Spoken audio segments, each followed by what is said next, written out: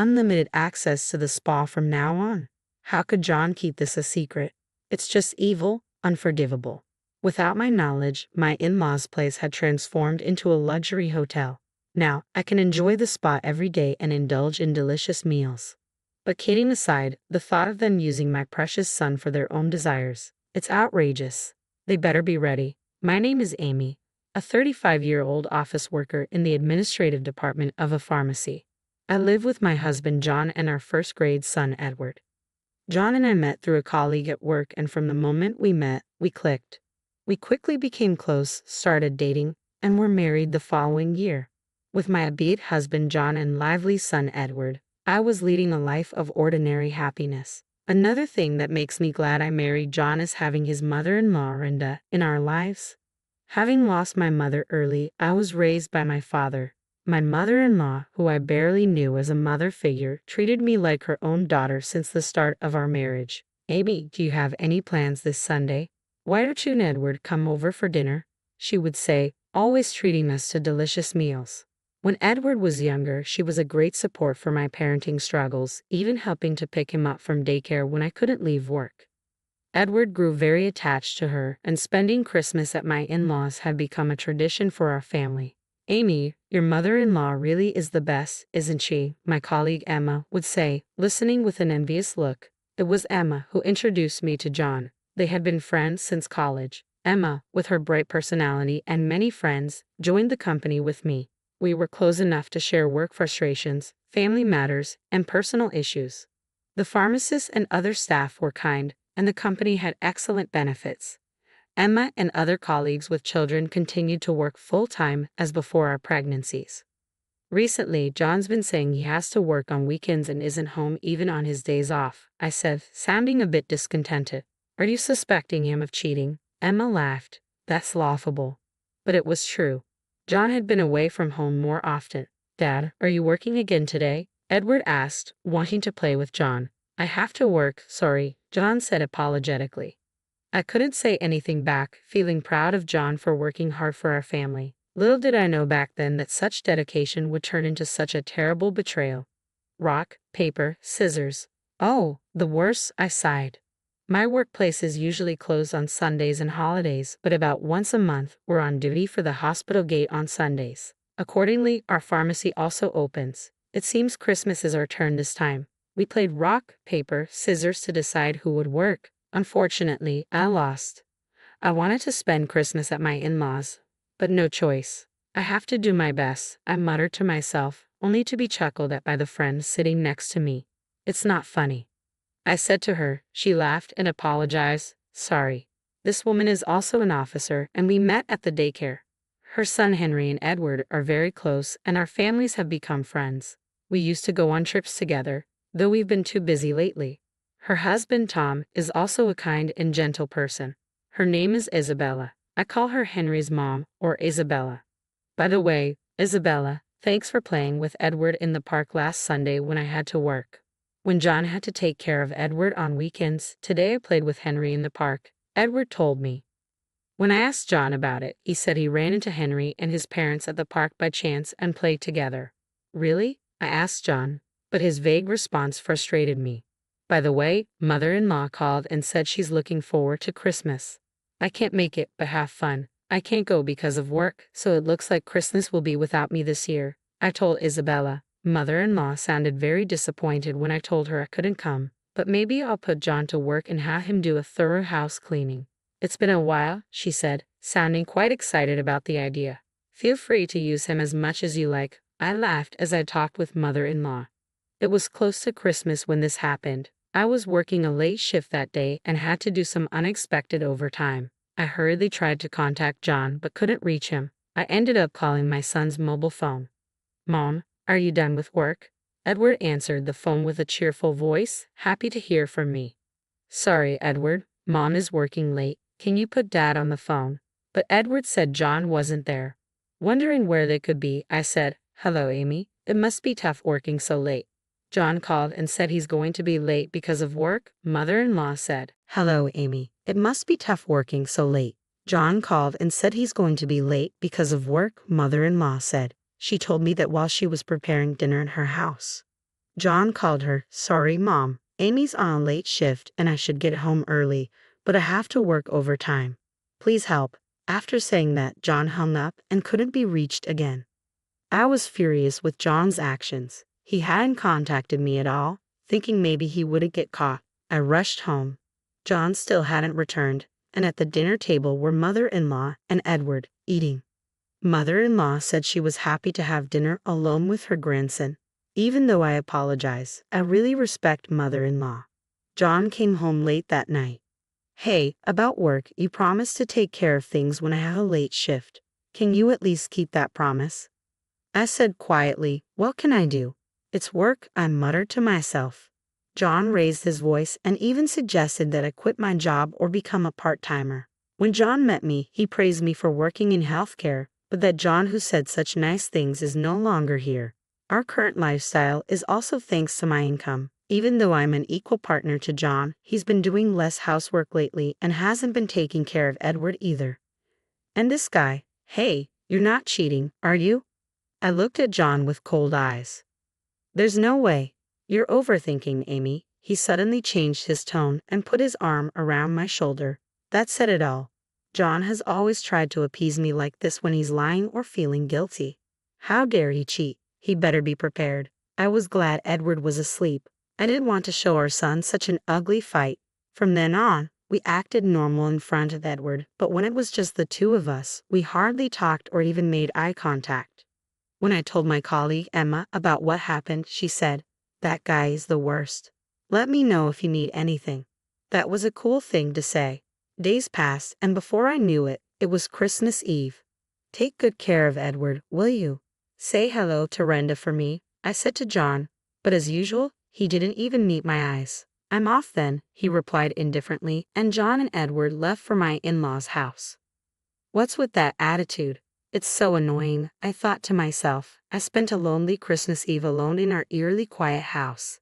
There was no contact from John, but thinking he was having a good time with mother-in-law gave me a little peace of mind. I remembered mother-in-law saying she'd make John clean the house. I wondered if he was being worn out by chores and couldn't help but feel a bit of schadenfreude. Little did I know John was doing something unthinkable at that time. Christmas Day was busy with quite a few patients. Fortunately, I didn't have to work overtime, so I left work and went straight home. I planned to join my in-laws the next afternoon and spend the holiday with mother-in-law. Might as well enjoy some alone time for a change. As I was thinking this, my mobile phone rang. It was mother-in-law.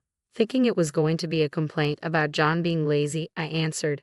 Amy, Merry Christmas. You must be tired from working on Christmas. You did great. Mother-in-law's voice sounded kind, not irritated at all.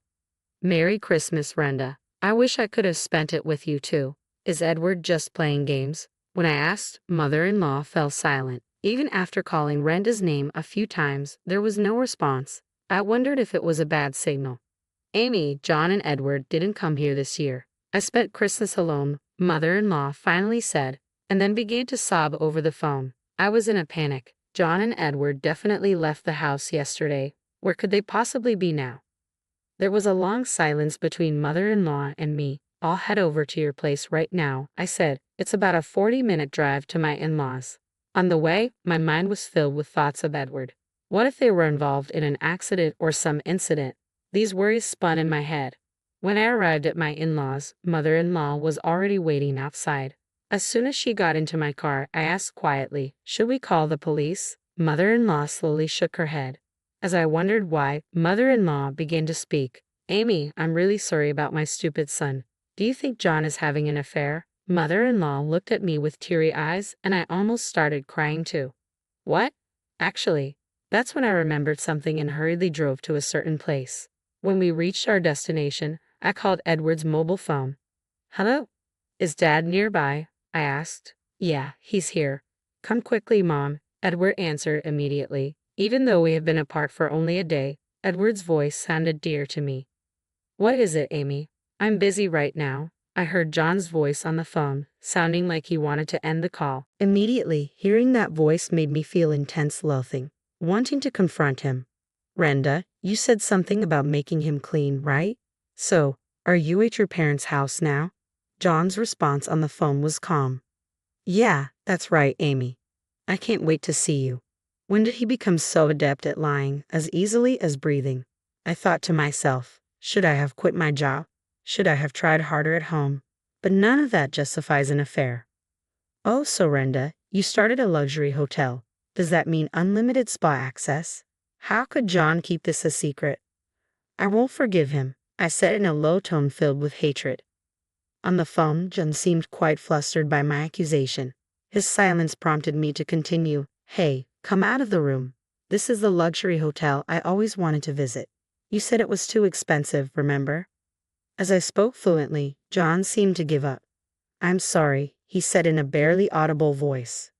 I found this place using the GPS on Edward's mobile phone.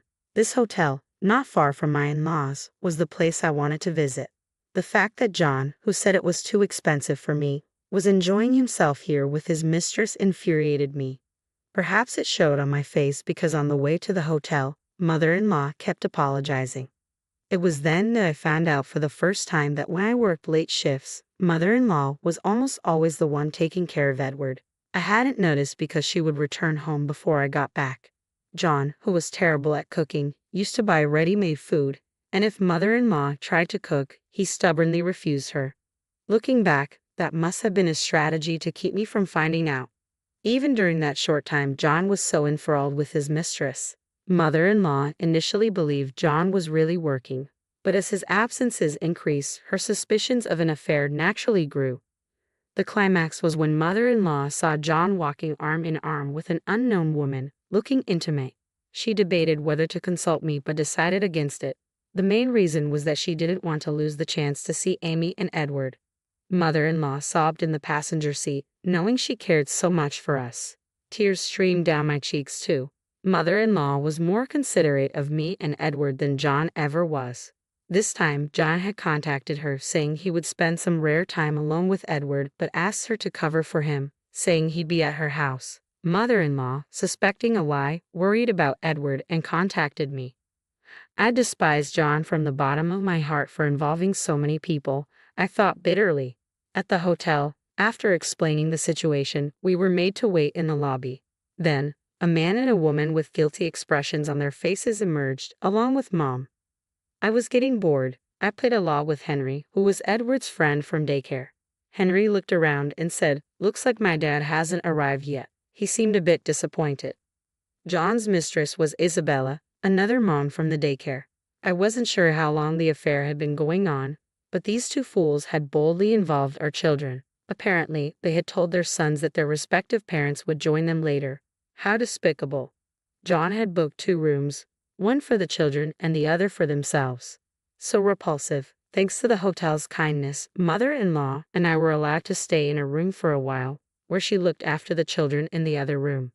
Isabella having an affair with my husband and then talking to me normally at committee meetings was unbelievable. I spoke in a calm tone. I thought Amy hadn't noticed anything. It was so funny. Isabella laughed. What is this woman? I never would have guessed that Isabella, who seemed so fragile and beautiful, was actually this spiteful. I stared at her quietly, pondering the unpredictability of people. John himself seemed a bit taken aback by Isabella's true nature. This woman, without being asked, happily began to talk about how and when she started her affair with John. Their relationship began when our children were in senior kindergarten. On a day I was sick and couldn't attend a parent meeting, so I asked John to go in my place. It was Isabella who made the first move. We had known each other as families and had each other's contact information. From that day on, they began to communicate more frequently. It started with complaints about their spouses but gradually turned into personal conversations. Soon, they began meeting more often, and it didn't take long for their relationship to become romantic. But now it's all over. What a pity, Isabella chuckled, her nonchalant attitude heard loud and clear. I said, "You seem quite relaxed for someone about to face serious consequences." Ignoring her surprised look, I stood up decisively, facing my bewildered husband. I said, "Come on, get up and check out. I've called a ride for you, so get ready quickly," I said with a slight smile as I left the room. Seeing Isabella's face twitch a bit from my remark felt oddly satisfying. Now begins the hellish drive. The trip isn't over until we're home, I thought to myself. After checking out, as we headed to the parking lot, Henry ran joyfully towards the person he was waiting for. Henry's dad, Tom, Isabella's husband. Sorry to keep you waiting, Henry. Have you been good? Tom said in his usual calm manner. Dad, can Edward and I go home first? Mom and you need to talk, Henry said gently, and the two boys happily got into my car. Thank you. We'll have a long talk on the way home, I said, glaring at Isabella. I had learned from contacting Tom that he was supposedly at work and Isabella had lied about visiting her parents far away to come here. Both of them were utterly despicable. I was forced to come here because John threatened to use Edward to ostracize Henry at school if I didn't. Isabella started with a shallow lie. Really? You seemed so eager to tell me everything just a while ago. I continued calmly. Isabella laughed. What is this woman? I thought, staring at her quietly, pondering the unpredictability of people. John himself seemed taken aback by Isabella's true nature. She happily began to talk about how and when she started her affair with John, and it was unbelievable to hear. Their relationship began when our children were in senior kindergarten. On a day I was sick and couldn't attend a parent meeting, so I asked John to go in my place. It was Isabella who made the first move. We had known each other as families and had each other's contact information. From that day on, they began to communicate more frequently. It started with complaints about their spouses but gradually turned into personal conversations. Soon, they began meeting more often, and it didn't take long for their relationship to become romantic. But now it's all over. What a pity, Isabella chuckled with a nonchalant attitude. I said, you seem quite relaxed for someone about to face serious consequences. I ignored her surprised look, standing up decisively, facing my bewildered husband. I placed the voice recorder with our earlier conversation in Tom's hand as Isabella desperately tried to grab it. Don't bother. I have another copy just for myself, I said, smiling as I got into my car. As I drove away, John's pathetic voice called out from behind, Wait, what am I supposed to do now? Go home alone. Oh, but I thought you might feel lonely, so I arranged a ride for you too. I pointed behind John. Behind him stood my colleague Emma and her husband, who was also a friend from college. Apparently, John owed him a big favor and couldn't stand up to him. I glanced over and saw they were already scolding him. Emma gave me a look that said, Leave it to me. Though my husband was a disappointment, I was lucky to have supportive people around me. As I expected, everyone's ride home was hellish. Isabella desperately denied her relationship with John in the car, but no one believed her with the voice recorder playing. Eventually, she admitted to having other affairs. I don't know if John was serious, but he was the one being played from the start. The reason Isabella targeted John was so petty because Edward got the lead role in a school play over Henry. I was furious. I planned to make him pay a hefty alimony. Henry's custody went to Tom, of course. He said he was going back to his parents' place, a bit far away. John came home late that night, looking like a ghost. It seems like he got a good scolding from Emma and her husband. John always said his college friends were very important to him, as if it were a mantra from the beginning of our marriage. Now, because of this incident, John probably won't be invited to their gatherings anymore. It's nothing but karma. He brought this upon himself. He should regret it. What angered me the most was that every time he met his mistress, John told Edward, Today it's a secret between us men, okay? Don't tell Mom. Edward kept that promise and never told me anything. When I found out, I was moved to tears. John and I successfully finalized our divorce. You stupid man, how can you face your late father now? Don't ever show your face again, mother-in-law said, slapping him. John finally realized the gravity of his actions and cried like a child. But my heart didn't waver. Afterward, John requested a transfer to a branch outside the prefecture. He paid the alimony and is keeping up with child support. As for me and Edward, we're living with mother-in-law at her place. I considered returning to my parents' home, but my father has remarried and has a new family. Living together would be impossible. Mother-in-law suggested we stay with her until our lives stabilize. People are often surprised by our unique relationship. But I still cherish mother-in-law like my real mother. I hesitated about what to call her, but I still call her Renda. We're keeping it a secret, but we plan to celebrate her 60th birthday at that hotel. I splurged and booked the most expensive room. This should turn the unpleasant memories into enjoyable ones. My job became far, and Edward had to transfer schools, but Tom's parents lived near our former in-laws, so the boys ended up in the same school again. That was a surprise. Once things settle down, I might rent an apartment near work. But for now, I want to cherish this time a little longer.